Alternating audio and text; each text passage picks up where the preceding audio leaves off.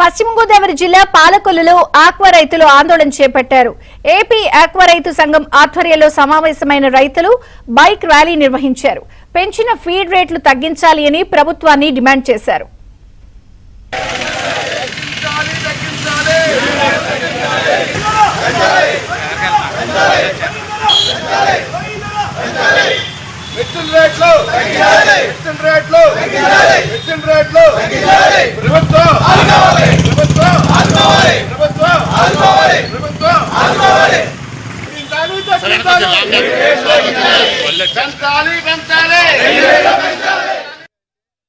ఈ రోజున మేత రేట్లు పెరగడం వల్ల ఆక్వా రైతులు అందరూ కలిసి మరి ధర్నా చేయడం జరిగింది.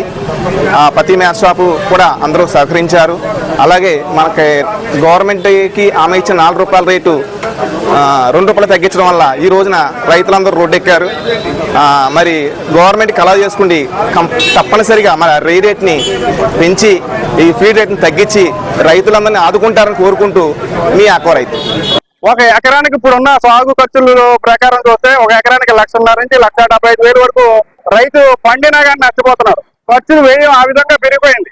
దాంతో పాటు ఈ రొయ్యల సాగులో కూడా విపరీతమైన వ్యాధులు, వాతావరణ పరిస్థితుల వల్ల రొయ్యల సాగు కూడా అనుకూలంగా లేదు.